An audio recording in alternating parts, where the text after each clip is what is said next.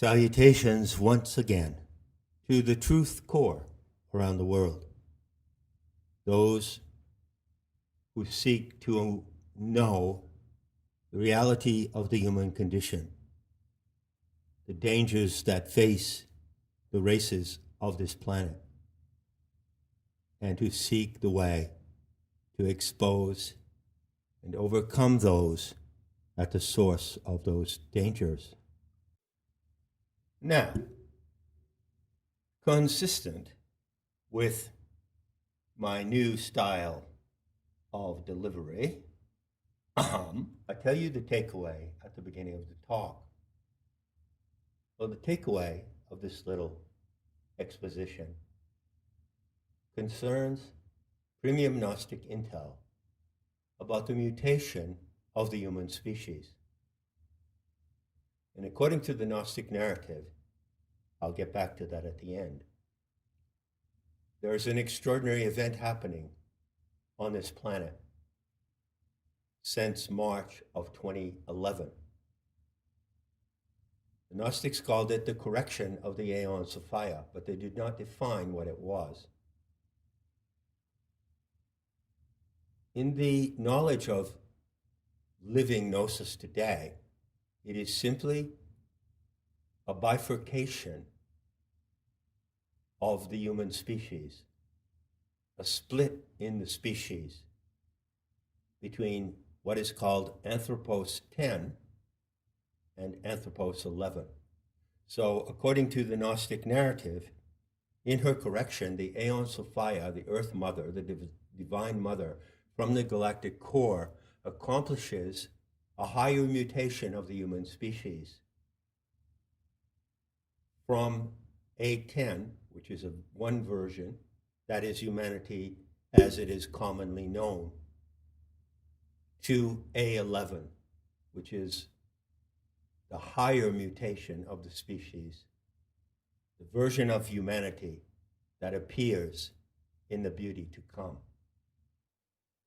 In order to prepare this message, I've had occasion to look back at my years of investigation of the Jewish religion, the identity of the Jewish people, and what is called the Semitic mythogen. I would say that that investigation began in my late teens when I became aware of the Kabbalah or the Kabbalah. And then subsequently, mainly through investigating Rosicrucianism and other late 19th century and early 20th century schools of esotericism, I came to the Zohar, which means the splendor. But I have to tell you that it was a tremendously difficult investigation. And even though I started in my late teens, it wasn't well until my 60s that I was able to master that investigation and come away with some lucid and coherent insight about the Tree of Life, the Kabbalah, and the Zohar. To begin, I invite your attention to an item of Jewish Agadah, or legend, known as the Pardes legend, Pardes.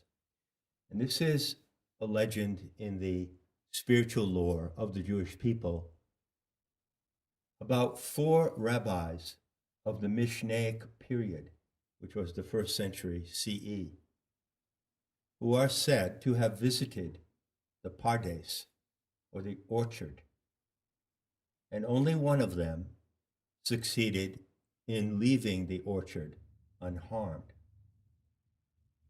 As the story goes, Ben Azai, Ben Zoma, Acher or Acher, and Rabbi Akiva entered or penetrated this garden. The results were that Ben Azai looked and died. Ben Zoma looked and went mad. Acher destroyed the plants. And Rabbi Akiva entered in peace and departed in peace. Now, this legend, which is recorded to have been registered or written down in the first century of the Christian era, actually refers to events that occurred about 150 years earlier during the time assigned to Rabbi Akiva. Now, if you come forward in history to the Zohar, you find that it was written in the 12th century by Moses de Leon, who lived in Toledo in Spain. And Moses Toledo, we're looking at 1200 years later, attributed what he wrote about the Zohar to Rabbi Akiva. So that is the lineage of the Zohar. Now it so happens that this Jewish legend, sacred among the Hebrews, even to this day, is a version of events that actually happened around that time, 150 BC, which happens to be, I might note, the moment of transition from the Aryan age to the Piscean age. So we have been in the Piscean age since about 120, 150 BC. And what happened at that time was that certain Jewish spiritual figures living in Palestine penetrated the Gnostic mystery schools. They found their way, they infiltrated into the Gnostic mystery schools. The code name for the mystery schools is exactly that, the Pardes. It's related to the word paradisius, or paradise. So they entered paradise. So what is paradise? Well, it is the inner sanctum of the mystery schools, where the Gnostic initiates, the teleste, experienced the sublime presence of the Aeon Sophia directly in trance, in an altered state or a state of heightened awareness. So presumably, these four rabbis were involved or in some way witnesses or participants in the rites of telestic trance in the mystery schools. As the legend clearly indicates, the consequences upon them were quite different. One of them went mad. One of them died due to the intensity of the experience. One of them destroyed the plants. Well, what does that mean? What plants? Well, it is a matter of historical fact, which I have established on the basis of surviving evidence, that the initiates of the ancient mysteries used psychoactive plants, such as psilocybin mushrooms, to facilitate the trance through which they would stand in direct presence of the radiant and luminous body of the Aeon Sophia. And so they beheld the organic light in a state of trance induced by the ingestion of psychoactive plants. And that is called the telestic method. And that method survives today, and that method is practiced today. Passive voice. Shaktas, those who devote themselves to the Aeonic Mother, students of planetary Tantra, practice the same telestic method today. It is not the only or exclusive way to access the organic light, but it is the most direct and effective and verifiable way. Telestic trance is the method of the mysteries. The legend says that only Rabbi Akiva survived. And you will find, if you go and look at the origins of the Zohar in the 12th century, that Moses de Leon attributed his compositions in the Zohar to a kind of direct channeling of Rabbi Akiva. So there's no question in the esoteric lore of the Jewish people that there is a direct line of continuity and transmission between Akiva and Moses de Leon. Moses de Leon, who lived in Toledo. Now, given these indisputable facts, what would you know in the Gnostic perspective about the Zohar and the massive body of teachings associated with the Zohar? Well, in the first place, you would infer from the evidence something about the tree of life, the Kabbalistic tree of life. Now, the Kabbalistic tree of life was not invented by Akiva, not by any means, not by a long shot. Kabbalistic tree of life was actually invented in the 12th century, based on what Moses de Leon claimed that he received as a kind of telepathic transmission from Akiva. So the tree of life, the Kabbalistic tree of life, is a recent construction. It is no more than about 800 years old. There are many, many claims about the sublime and, to some accounts, ultimately superior knowledge of God, the Creator God, coming from those who teach the Kabbalah, such as Daniel Matt, M-A-T-T. And there's an instructive talk by him on YouTube in which he introduces the Kabbalah. And he, in fact, is the editor and translator of the master edition of the Kabbalah, which is called the Pritzker edition, which I believe has come out in 8 or 10 volumes, if not more. Correction, the translation of the Zohar. So you may, if you wish, go and investigate what the devotees of Rabbi Akiva say about the Zohar and the Tree of Life. What I'm going to tell you is how a Gnostic sees the Tree of Life. That is to say, the diagrammatic icon of the 10 Sephirot. The Sephirah, plural, Sephirot, singular. According to the ancient Gnostics, as well as those living today, the Hebrew people in the past were the unique recipients of a message coming from the Archons. So the ultimate origin of the Tree of Life is the Archons. And how did the racial vector of the Archons, the ancient Hebrew people, actually receive this message? And how did Moses de Leon himself pick up the message and formulate it in the Zohar? Well, the Archons came to that racial vector with the intention of penetrating into the divine experiment on earth and totally corrupting and perverting it. And to do so, they endowed a lie.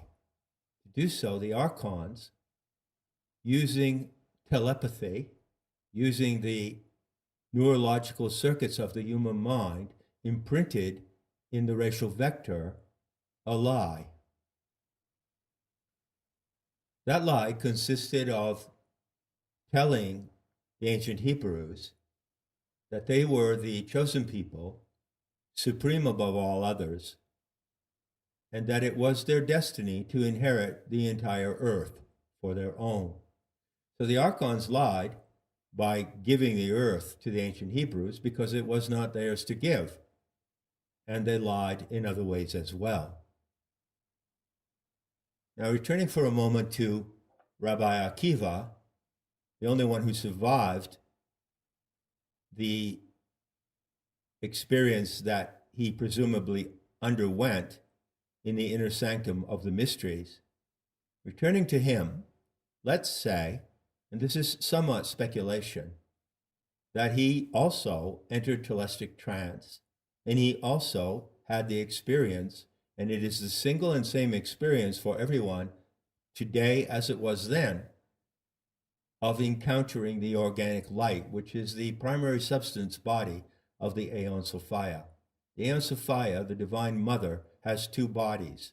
Her primary substance body as an Aeon, which is a mass of living luminosity, soft and porous.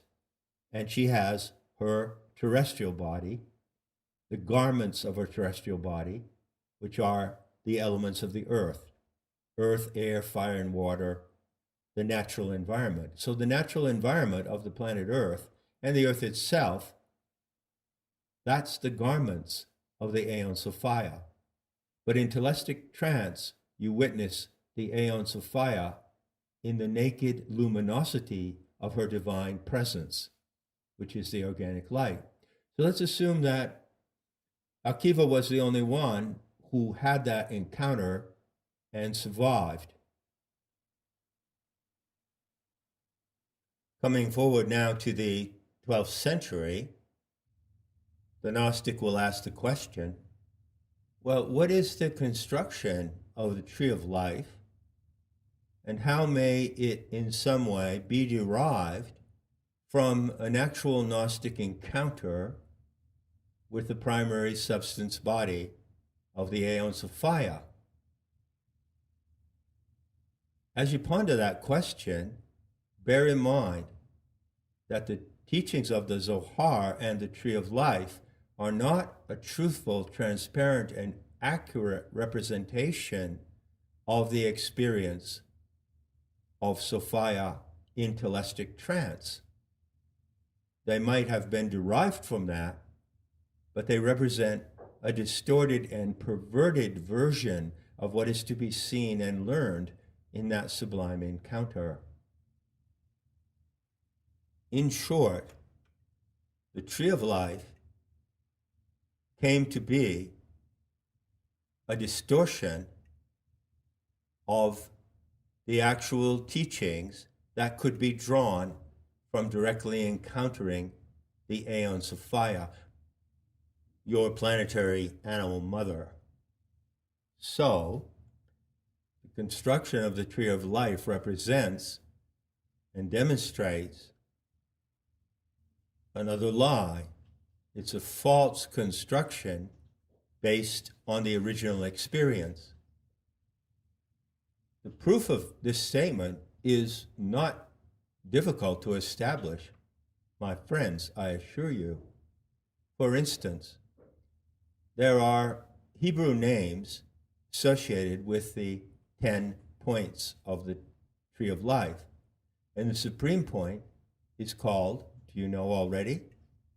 Ein Sof. But what is Ein Sof? It is nothing but the name of the Aeon Sophia. Consequently, there are other names, such as Chokmah. Well, Chokmah is again a distorted term from the Semitic language base, also seen in the word Akamath or Akama, and that represents the fallen Sophia. That is to say, the terrestrial form of the Sophia. And there are other Hebrew names in the Tree of Life that also veil genuine Gnostic concepts. So let's say, giving the benefit of the doubt, that Rabbi Akiva had this direct encounter. But the instruction that he received from witnessing the organic light was not correctly translated and converted for human consumption. You see, it was subverted and perverted into something else. That happened because the archons at that time had already been in possession of the mindset of the Hebrew people for about 1800 years.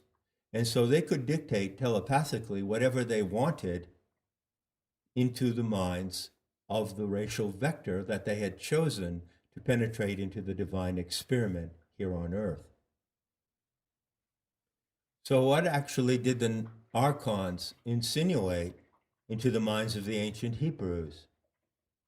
They said, first of all, look, here, we are the true overlords of the cosmos, and the earth is just another planet in the cosmos, and we're going to give it to you. And in proof that we're going to give it to you, here is the plot. P-L-A-T. Now, when you purchase real estate, when you purchase a land and a house, you need to go through the procedure of looking carefully at the plot, because the plot is the map of what you're buying.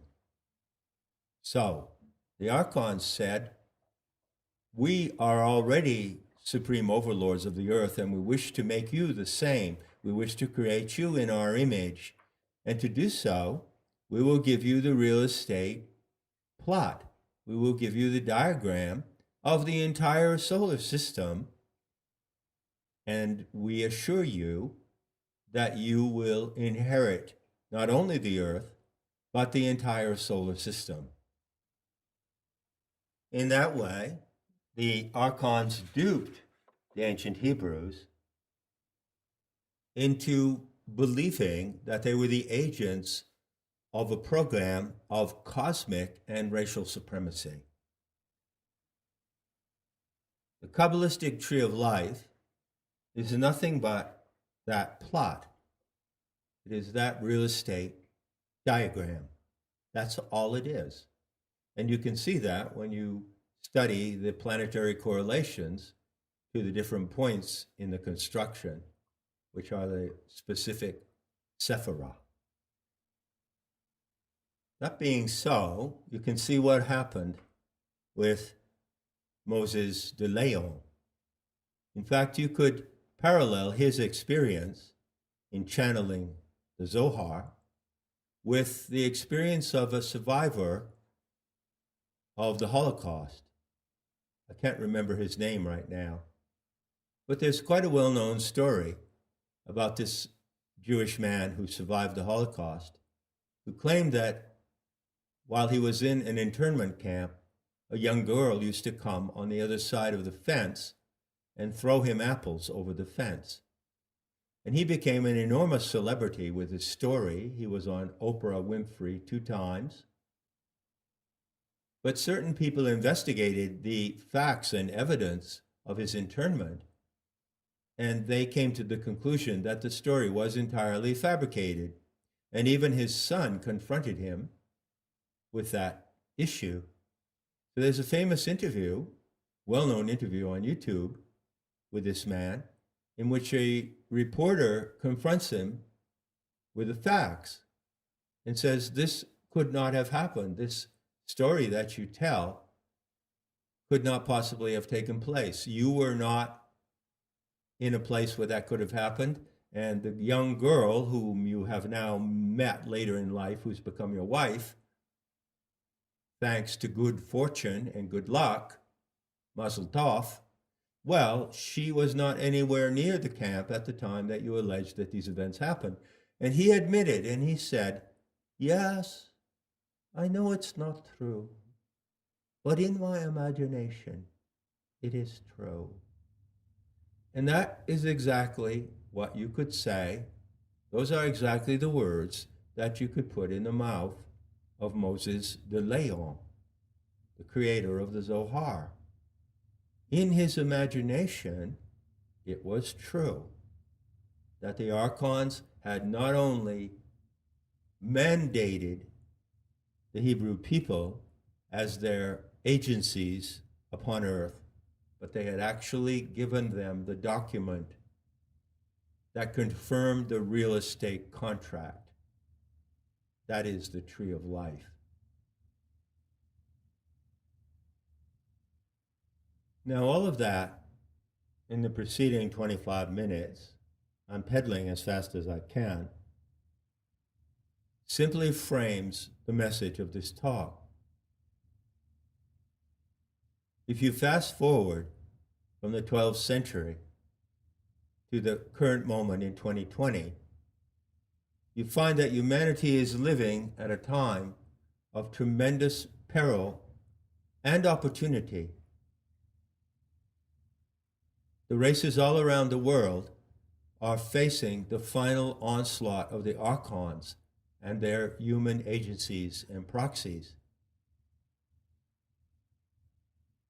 Those who intend to carry out the insane plan of the Archons are going for the crown, the corona.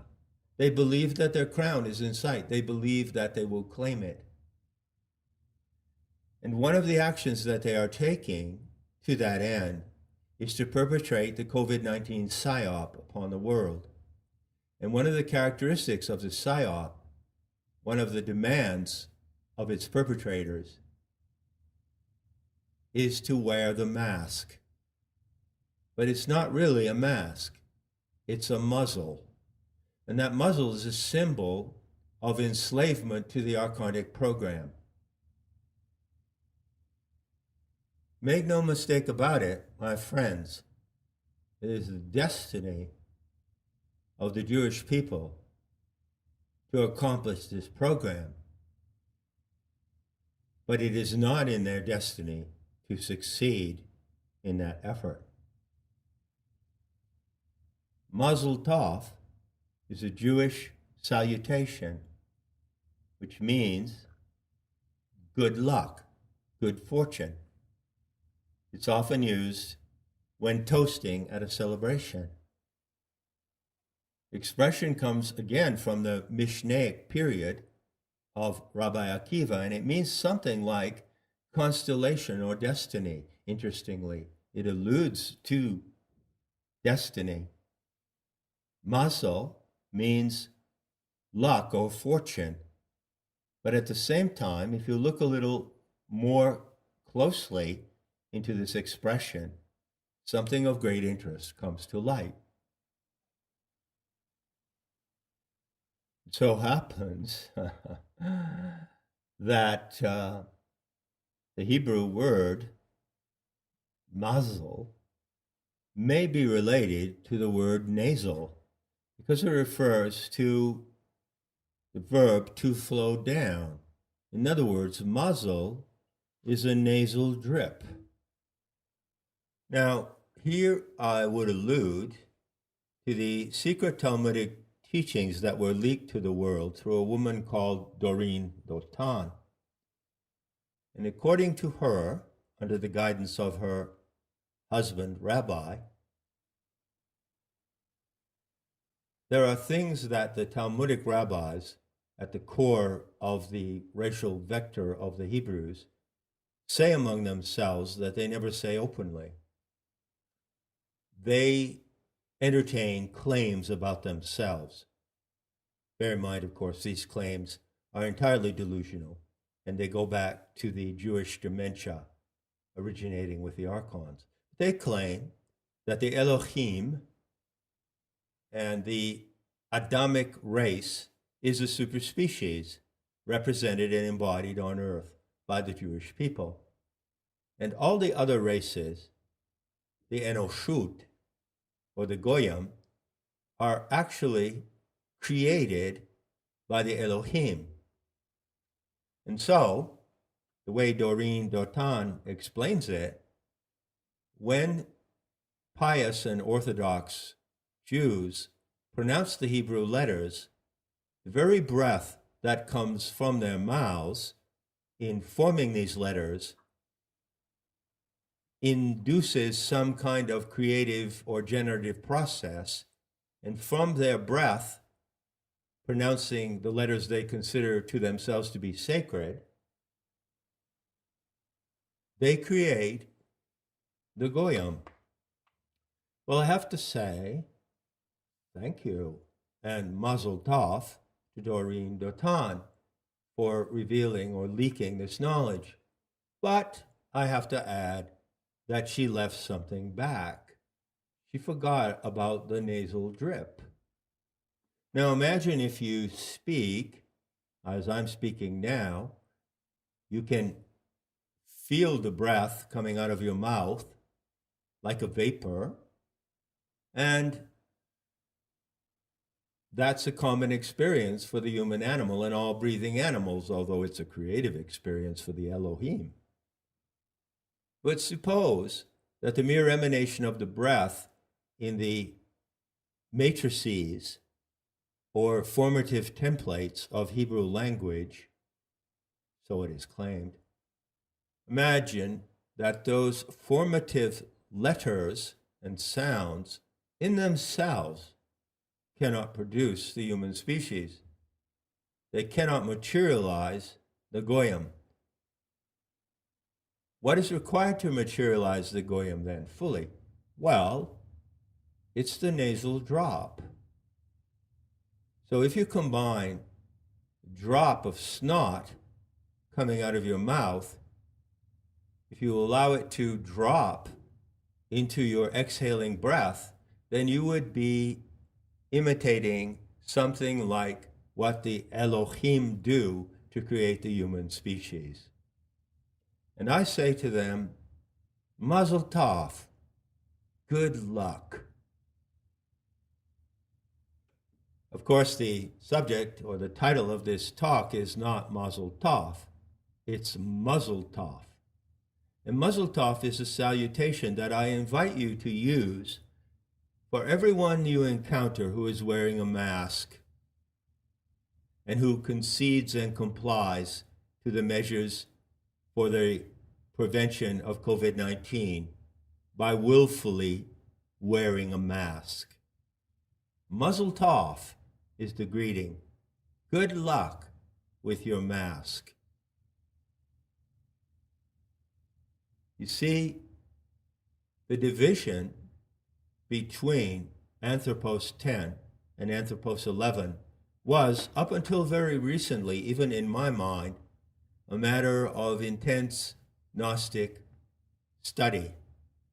But today, anyone can see the difference between A10, or Anthropos 10, that part of the human species which is bound to die off, formerly the process of the shedding of skin or the die-off of depleted and exhausted organs is called apoptosis.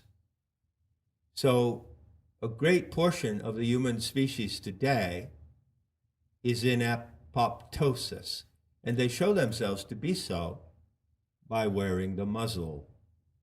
So the proper way to greet them is Mazel Tov. Now, in concluding, to return to the takeaway, I'll elaborate it just a little further, and I'll give you the specific intel that is known only to Gnostics in this world today, those who practice the living gnosis and those who practice planetary tantra. According to the pattern of the aeons, every divine experiment that they set in motion operates on a time frame of days, kalpas. And what is a day to an aeon, such as your divine aeonic mother, Sophia? It's 25,920 years. Now, if you put that on the scale of 24 hours, if you convert between the aeonic day and the day in human time, then you convert 25,920 years to 24 hours. So the divine experiment on this planet began many, many days ago, many, many kalpas ago, and it proceeded day by day by 25,920 year cycles. These are called the cycles of the precession of the equinoxes. So you and I and everyone in the world is currently living in the current day of this divine experiment. And it began about 25,000 years ago. And if you convert to human time of a 24-hour cycle, we are now in the last 11 minutes of that day.